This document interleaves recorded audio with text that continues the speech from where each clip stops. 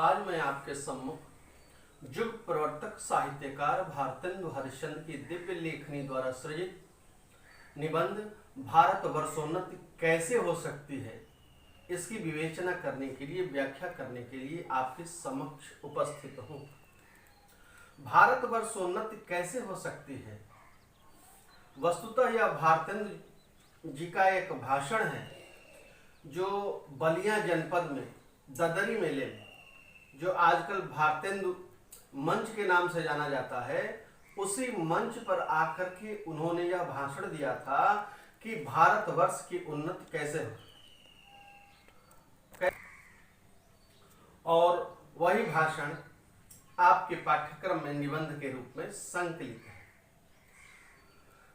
इस निबंध भारतवर्षोन्नति कैसे हो सकती है, लेखक का यह दृढ़ विश्वास है कि जब तक भारतवासी अंधविश्वासों को, कुरीतियों को त्याग कर अच्छी शिक्षा नहीं प्राप्त करेंगे, चारों तरफ ज्ञान की वृष्टि हो रही है, इस ज्ञान की बरसात में जब तक अपने आप को भिगोएंगे नहीं, इस वृष्टि से अपने आप को स्नात नहीं कराएंगे, तब तक इस देश का विकास संभव नहीं है।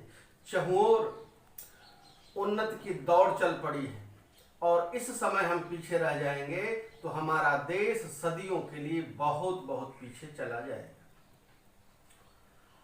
यह निबंध दिसंबर 1884 ईस्वी में बलिया के ददरी मेले के अवसर पर आर्य देशोपकारिणी सभा में भाषण के उद्देश्य से लिखा गया था, जो आज भारतेंदु मंच और बलिया जिले में आज जो कवि सम्मेलन होता है उस मंच का नाम भी भारतेंदु मंच रखा जाता है। उन्हीं के नाम पर यह रखा गया है और उसी स्थल पर यह भाषण दिया गया था। तो आइए हम वाचन करते हैं। आज बड़े आनंद का दिन है कि छोटे से नगर बलिया में हम इतने मनुष्यों को एक बड़े उत्साह से एक स्थान पर देखते हैं। इस अभागे आलसी देश में जो कुछ भी हो जाए वही बहुत है। हमारे हिंदुस्तानी लोग तो रेल की गाड़ी है, यद्यपि फर्स्ट क्लास, सेकंड क्लास आदि गाड़ी बहुत अच्छी और बड़े बड़े महसूल की इस ट्रेन में लगी है, पर बिना इंजन सब नहीं चल सकती। वैसे ही हिंदुस्तानी लोगों को कोई चलाने वाला हो तो ये क्या नहीं कर सकते। इनसे इतना कह दीजिए, का चुप साधि रहा बलवाना, फिर देखिए हनुमान जी को अपना बल कैसे याद आता है। सोबल कौन याद दिलावे, या हिंदुस्तानी राजे महाराजे, नवाब रईस या हाकिम। राजे महाराजे को अपनी पूजा भोजन झूठी गप से छुट्टी नहीं, हाकिमों को कुछ तो सरकारी काम घेरे रहता है, कुछ बाल घुड़दौड़ थिएटर में समय लगेगा, कुछ समय बचा भी तो उनको क्या गरज है कि हम गरीब गंदे काले आदमियों से मिलकर अपना अनमोल समय खोवें। बस वही मसल रही, तुम्हें गैरों से कब फुर्सत, हम भी अपने गम से कब खाली। चलो बस हो चुका मिलना, न हम खाली न तुम खाली। भारतेंदु कहते हैं कि इस देश के निवासियों की स्थिति रेल जैसी, जैसे अनेक डिब्बों को लगा दिया जाए तो रेल तैयार हो जाती है, लेकिन यह रेल तब तक नहीं चल सकती, इसकी सार्थकता तब तक नहीं है जब तक इसमें इंजन न लगे। यह इंजन ही इन बोगियों को गतिशील करता है। वैसे ही हमारे देश के निवासियों में किसी प्रकार की योग्यता, शक्ति और क्षमता का अभाव नहीं। अभाव है तो इस देश को नेतृत्व करने वाले की। एक समर्थ नेतृत्वकर्ता अगर इस देश को मिल जाए तो यह भारतवासी क्या नहीं कर सकते, लेकिन नेतृत्व विहीन होने के कारण यह देश विकास की दौड़ में बहुत पीछे है। अपनी बात को स्पष्ट करते हुए लेखक कह रहे हैं, भारतेंदु हरिश्चंद्र कह रहे हैं कि भारतवासियों की स्थिति असीमित बल और योग्यता से संपन्न हनुमान जैसी। सीता की खोज में भटकते भटकते जब समुद्र के तट पर सभी लोग बैठे थे और यह चर्चा चल रही थी कि कौन जाएगा लंका, तो उस समय हनुमान चुपचाप बैठे थे। अतुलित बलधामम हेम शैलाभदेहम दनुजोन किसानम ज्ञानिनाम अग्रगण्यम सकल गुण निधानम वानराणाम मधीशम। ऐसे हनुमान अतुलित बल के धाम है, ज्ञानियों में अग्रगणी है, अग्रिम पंक्ति की। वही स्थिति भारतवासियों की। किसी प्रकार की शक्ति की कमी नहीं, किसी प्रकार की योग्यता की कमी नहीं, किसी प्रकार के ज्ञान की कमी नहीं, लेकिन आवश्यकता है कि इन भारतवासियों को कोई जगाए, उनकी असीमित क्षमता से उन्हें परिचित कराए, फिर हनुमान की भांति कौन से ये संकट से पार नहीं हो सकते हैं। अर्थात अगर भारतवासियों को जगा दिया जाए, एक सक्षम नेतृत्व मिल जाए, तो इस देश के निवासी दुर्लभ से दुर्लभ कार्य को सुगम बनाने में समर्थ हो सकते हैं।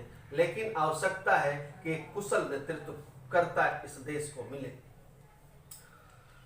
अपनी बात को स्पष्ट करते हुए कहते हैं कि राजे महाराजा, राजतंत्र था देश में, राजाओं का शासन था।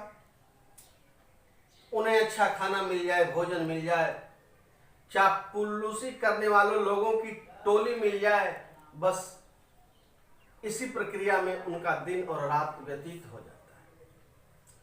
सरकारी कार्यों में संलिप्त बड़े बड़े अधिकारी चाहे तो इस देश के निवासियों को जगा सकते हैं, लेकिन सरकारी कार्य करने के बाद शेष समय बचने पर उन्हें भी फुर्सत नहीं कि वह ज्ञान विज्ञान का प्रसार या इन भारतीयों में ज्ञान की चेतना का उदय कर सकें। राजा भी नहीं कर रहे हैं, साथ में जो बड़े अधिकारी हैं उनकी भी स्थिति यही है। उन्हें यह इतनी फुर्सत ही नहीं है कि इस देश की जो गरीब जनता है, दलित जनता है, जो पद दलित जनता है, उसके पास जाए, जो गंदे कुचैले कपड़ों से अपने शरीर को ढके हुए हैं, वह इनके पास जाए, इनमें ज्ञान जगाए, उन्हें इतनी फुर्सत ही नहीं। पहले भी जब आर्य लोग हिंदुस्तान में आकर बसे थे, राजा और ब्राह्मणों के जी में यह काम था कि देश में नाना प्रकार की विद्या और नीति फैलावें, और अब भी वे ये चाहे तो हिंदुस्तान प्रतिदिन क्या प्रतिचिन बढ़े, पर लोगों को निकम्मेपन ने घेर रखा है। कह रहा है कि जब इस धराधाम पर आर्यों का आगमन हुआ तो ज्ञान विज्ञान का प्रसार करने का दायित्व यहाँ के राजा और ब्राह्मणों पर था, लेकिन अफसोस कि ये लोग भी आलसी हो गए, निकम्मे हो गए। इनमें राष्ट्रीय चेतना नहीं उदित हुई, जिसके कारण हमारा देश विकास की प्रगति की दौड़ में बहुत पीछे चला गया, बहुत पीछे चला गया। हमारे देश के हमारे नेतृत्वकर्ताओं को भी आलस्य ने घेर रखा है और इस देश के निवासियों ने, और यही हमारे देश के पिछड़ेपन का कारण है, क्योंकि आलस्य मनुष्य का सबसे बड़ा शत्रु है। यह कोई भी कार्य करने की सख्त प्रेरणा दे ही नहीं सकता।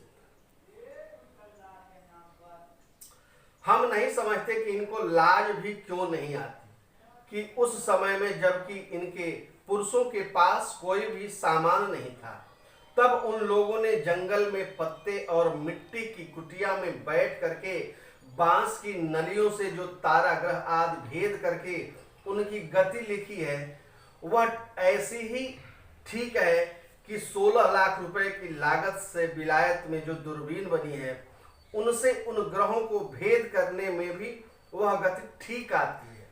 और जब आज इस काल में हम लोगों को अंग्रेजी विद्या के और जनता की उन्नति से लाखों पुस्तकों और हजारों यंत्र तैयार हैं, तब हम लोग निरी चुंगी के कतवार फेंकने की गाड़ी बन रहे हैं। लेखक कह रहा है, अरे भारतवासी, शर्म करो, बेशर्म मत बनो। क्यों? आज से बहुत पहले जब हमारे पास कोई संसाधन नहीं था, उस समय हमारे पूर्वजों ने बांस की नलिकाओं से तारा ग्रहों का अध्ययन करके उनका सटीक विवरण प्रस्तुत किया था।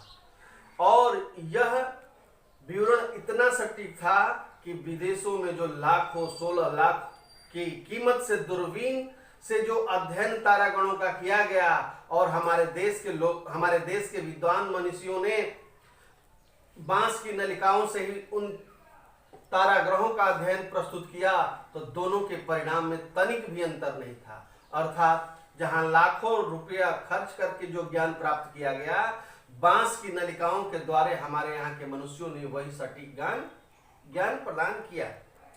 लेकिन अफसोस कि आज जबकि अंग्रेजी विद्या, अंग्रेजी माध्यम की किताबें उत्पन्न हो गई हैं, लोगों को अंग्रेजी सीखने की ललक व्याप्त है, अनेक ऐसी पुस्तकें सुलभ हो गई हैं जिनके माध्यम से हम ज्ञान को आसानी से प्राप्त कर सकते हैं। इतनी सुलभता के बावजूद भी हमारे अंतःकरण में व्याप्त आलस्य दूर नहीं होता, जिससे यह देश रसातल में जा रहा है, नीचे जा रहा है, अवनत की कोख में चला जा रहा है। यह समय ऐसा है कि उन्नत की मानो घुड़दौड़ हो रही है। मेले में घुड़दौड़ होती है, शादी विवाह में भी घुड़दौड़ होती है। एक घोड़ा दूसरे घोड़े को पछाड़ने की कोशिश करता है और पहला स्थान प्राप्त करने की कोशिश कर रहा है। कह रहा है साहित्यकार, निबंधकार कि आज चारों तरफ उन्नत की, विकास की घुड़दौड़ चल रही है। हर देश एक दूसरे को पछाड़ करके आगे बढ़ने के लिए सत्वर गति से गतिमान है।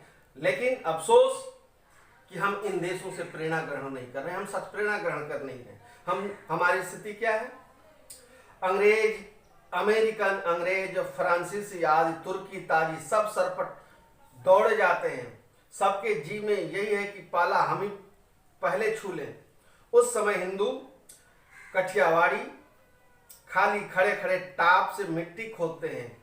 इनको औरों को जाने दीजिए, जापानी टट्टुओं को हाँफते हुए दौड़ते देख करके भी लाज नहीं आती। लेखक भारतीयों की अकर्मण्यता पर तीखा प्रहार करते हुए, तीव्र रोष व्यक्त करते हुए कह रहा है कि अमेरिका, अंग्रेजों के, फ्रांसीसी, तुर्की जैसे राष्ट्र आज तीव्र गति से गतिमान विकास के घोड़ों की तरह तेजी से आगे बढ़ते जा रहे हैं, लेकिन हम निकम्मे भारतीय गद्दे की भांति एक स्थान पर खड़े होकर के अपनी ही जगह की मिट्टी को अपने पैरों से खोद रहे हैं। अर्थात हमारे अंदर राष्ट्रीय चेतना नहीं है, उन्नति का भाव नहीं है, हम अपने जगह पर ही खड़े हैं। अर्थात हमारे अंदर परिश्रम करने की भावना मिट गई है। और यह जाना माना सत्य है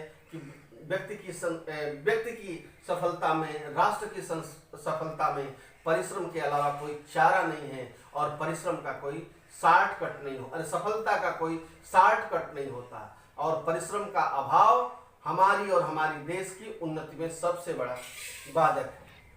अपनी बात को और स्पष्ट करते हुए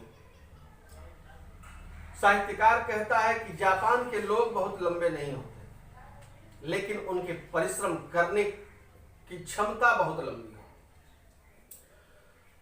वहां के टट्टू जो घोड़ों से छोटे होते हैं, उतनी तीव्र गति से दौड़ नहीं सकते, लेकिन निरंतर चलते रहते हैं।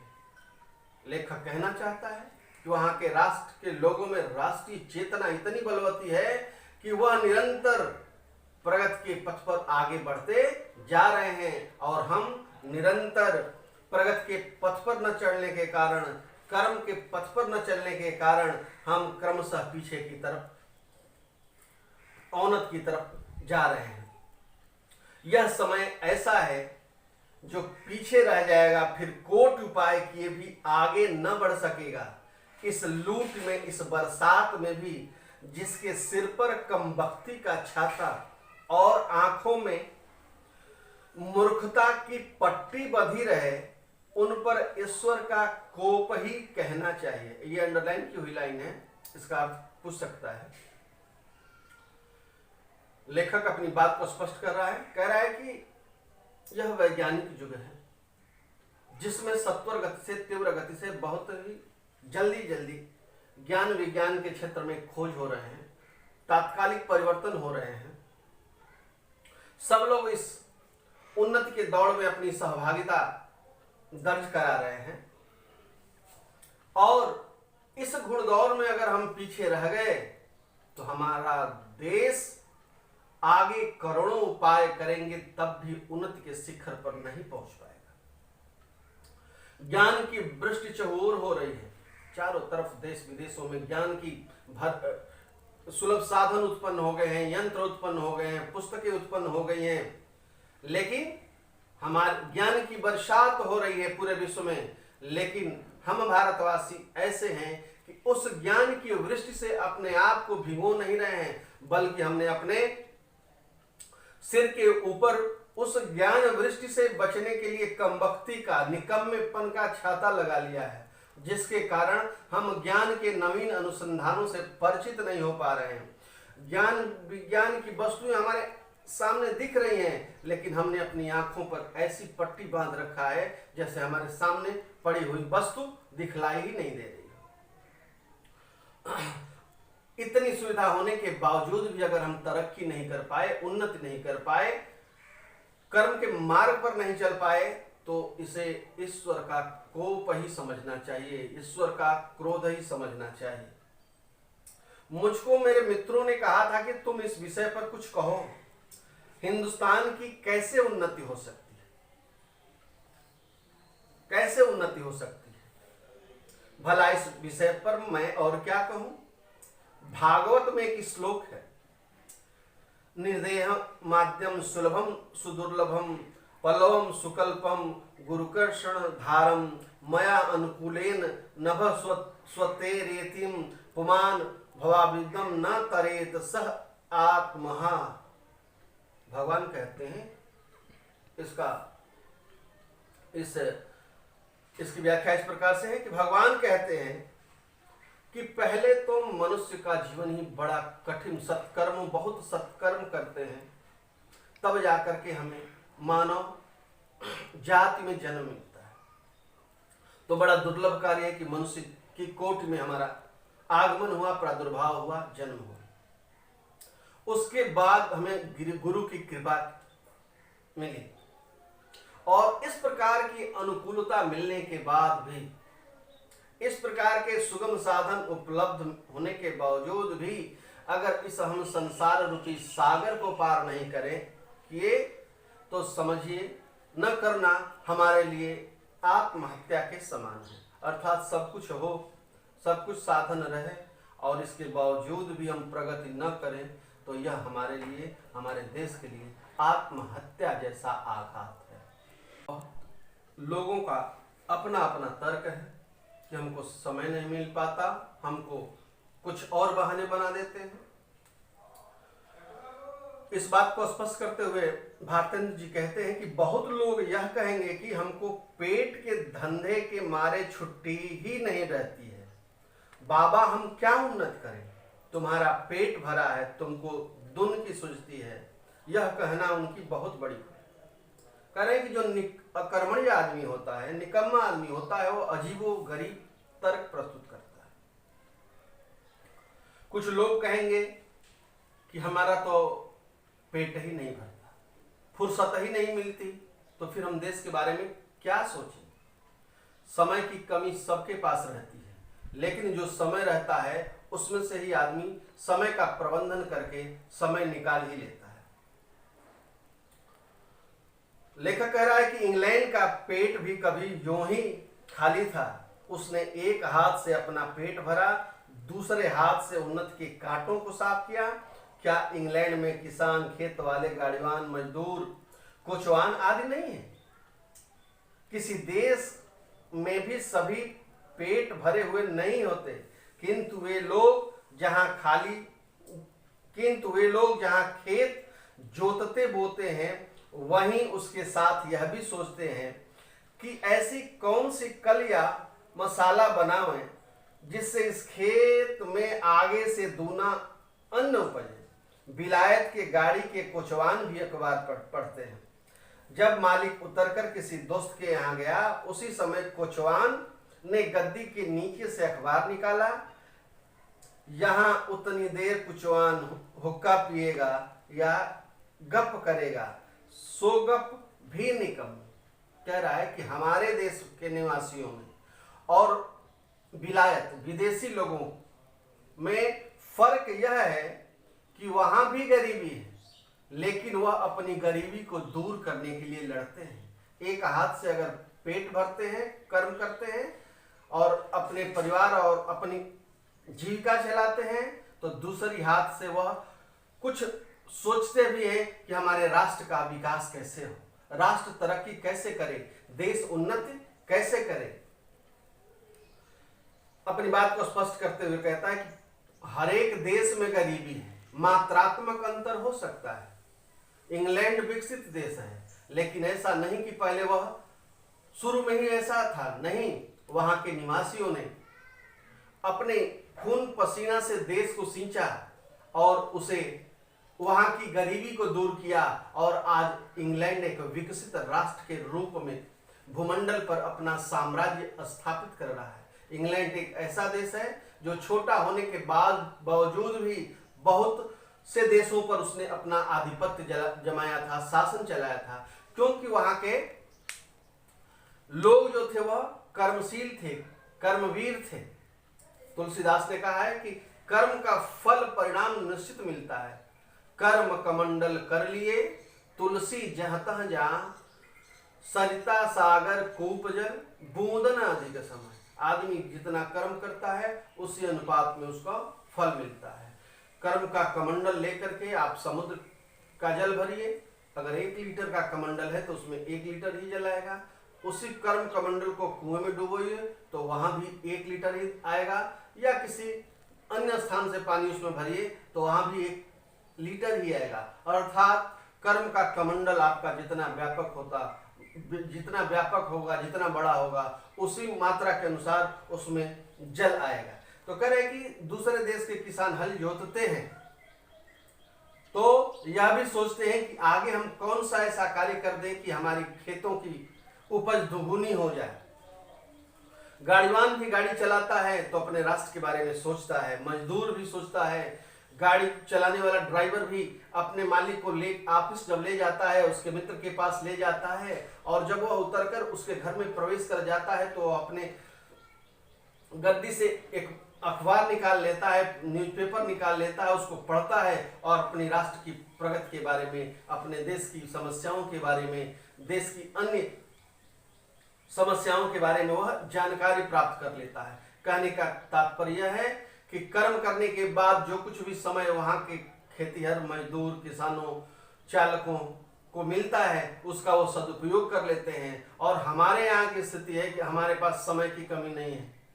समय लगता है कि कटेगा ही नहीं, गप्पेबाजी में, निरर्थक बातों में अपने जीवन का बेशकीमती समय व्यतीत कर देते हैं। न अपने बारे में सोचते हैं, न राष्ट्र के बारे में सोचते हैं, न देश के बारे में सोचते हैं, और हमारा देश पीछे चला जाता है।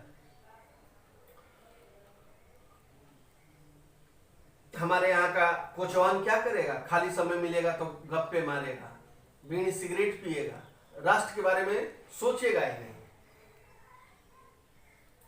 सिद्धांत यह कि वहां के लोगों का यह सिद्धांत है कि एक क्षण भी व्यर्थ न जाए। विदेश के लोगों का यह चिंतन है, सोचना है कि हमें पल पल का हमें पल पल का उपयोग करना चाहिए। समय बड़ा मूल्यवान होता है। जो बच गया तलवार की धार से उसे समय की धार से कटना पड़ा है। समय, time and tide wait for none. समय और लहरें किसी का इंतजार नहीं करती। जो समय बीत जाता है फिर आता नहीं, जो बीत गई सो बात गई। इसलिए विद्यार्थियों, हमें समय का सदुपयोग करना चाहिए, क्योंकि गुजरा हुआ वक्त फिर लौट करके वापस नहीं आता, और हम अच्छे समय में कोई कार्य नहीं करते तो हमें आगे चल करके पश्चाताप के अलावा और कुछ हासिल होने वाला नहीं है। उसके बदले यहाँ के लोगों को जितना निकम्मापन हो उतना ही वह बड़ा अमीर समझा जाता है। आलस्य यहाँ इतनी बढ़ गई है कि मलुक दास ने दोहा ही बना डाला। कबीरदास के पुत्र मलुक दास ने लिखा है कर्महीनों के लिए, अजगर करे न चाकरी, पंछी करे न काम, दास मलुका कह गए सबके दाता। कबीरदास जी कह रहे हैं निकम्मों की यह बड़ी, आलसियों की बड़ी प्रिय उक्ति है कि भगवान ने जब तुमको बनाया तो वह तुम्हें खाने को भी देगा, तुम्हें कर्म करने की कोई आवश्यकता नहीं है। पूर्ण रूप से भाग्यवादी बन जाते हैं कि भाग्य में जो लिखा होगा वह मिलेगा, लेकिन हम यह भूल जाते हैं कि कर्म जो है वह भाग्य को परिवर्तित कर देता है, भाग्य को बदल देता है। हमारे हाथ की लकीरों के आगे उंगलियां इसीलिए ईश्वर ने बनाया ताकि कर्म करो, आगे बढ़ते रहो।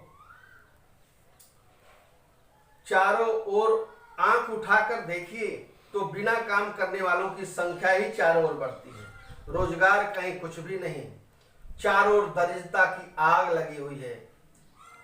कह रहा है कि अपने देश के निवासियों को मैं जब देखता हूं तो देखता हूं कि चारों तरफ गरीबी अपना साम्राज्य फैलाए हुए है, रोजगार नाम की कोई चीज नहीं है। जब हम कर्म नहीं करेंगे तब तक न रोजगार होगा और न हमारी दरिद्रता दूर होगी।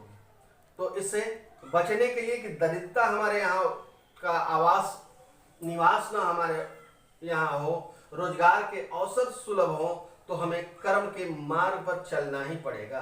कर्म के अलावा हमारी उन्नति का और कोई दूसरा मार्ग नहीं है। किसी ने बहुत ठीक कहा है कि दरिद्र कुटुंबी इस तरह अपनी इज्जत को बचाता फिरता है जैसे लाजवंती बहू फटे कपड़ों में अपने अंग को छिपाए जाती है। कह रहे कोई दरिद्र व्यक्ति, निकम्मा व्यक्ति यह चाहता है कि मैं कुछ काम भी न करूं और अपने सम्मान को भी बचाऊं। उसकी स्थिति वैसे ही है जैसे कोई लज्जाशीला बहू हो, उसके पास फटे पुराने कपड़े हों और अपनी इज्जत को उन कपड़ों से ढक कर के बचाती हो। उसी तरह से दरिद्र लोग अपनी इज्जत को बचाने का प्रयास करते हैं। वही दशा हिंदुस्तान की है। मर्दमशुमारी, इसको कहते हैं हम जनसंख्या का रिपोर्ट देखने से स्पष्ट होता है कि मनुष्य दिन दिन यहाँ बढ़ते जाते हैं और रुपया दिन दिन कमती होता जाता है। सो अब बिना ऐसा उपाय किए काम नहीं चलेगा कि रुपया भी बढ़े और वह रुपया बिना बुद्धि बढ़े न बढ़ेगा।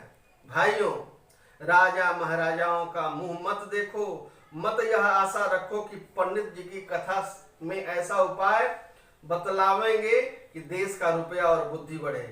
तुम आप ही कमर कसो, आलस छोड़ो, कब तक अपने को जंगली हूस मूर्ख बोधे डरपोक ने पुकरवाओगे।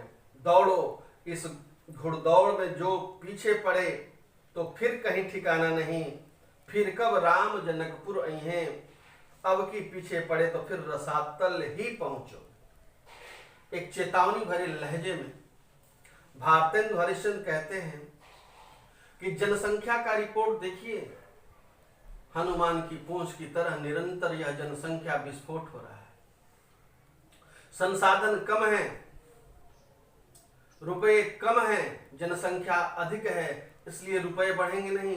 जनसंख्या बढ़ रही है तो रुपया निरंतर कम होता जाएगा। इसलिए कोई ऐसा बुद्धि लगाओ, ऐसा कौशल करो कि तुम्हारा रुपया भी बढ़े, तभी तुम अनेक प्रकार की समस्याओं से मुक्ति पा सकते हो। तुम्हें लोग आलसी कहते हैं, इस भावना से मुक्त हो। तुम्हें लोग निकम्मा कहते हैं, तुम इस केचुल को निकाल कर फेंको। तुम्हें लोग जंगली कहते हैं, बर्बर कहते हैं, तुम्हें लोग कहते हैं कि तुम अज्ञानी हो, इस अज्ञानता की चादर को फेंको। तुम्हें लोग डरपोक कहते हैं, तुम वीरता से अपने व्यक्तित्व का श्रृंगार करो। अगर तुम नहीं चेते, आलस्य को नहीं छोड़े, ज्ञान की दौड़ में शामिल नहीं हुए, डरपोक बने रहे, वीर भाव तुम्हारे अंदर नहीं आया, ज्ञान विज्ञान की वृष्टि हो रही है, अगर तुम ज्ञान की इस गंगा में स्नान नहीं किए, तो फिर तुम विकास की दौड़ में इतने पीछे चढ़ जाओगे कि फिर कभी उठ नहीं पाओगे और तुम्हें रसातल में ही जगह मिलेगी। धन्यवाद। आज बस इतना ही। फिर शेष गद्यावतरण के साथ हम आपसे मिलेंगे। तब तक के लिए आपको बहुत बहुत धन्यवाद।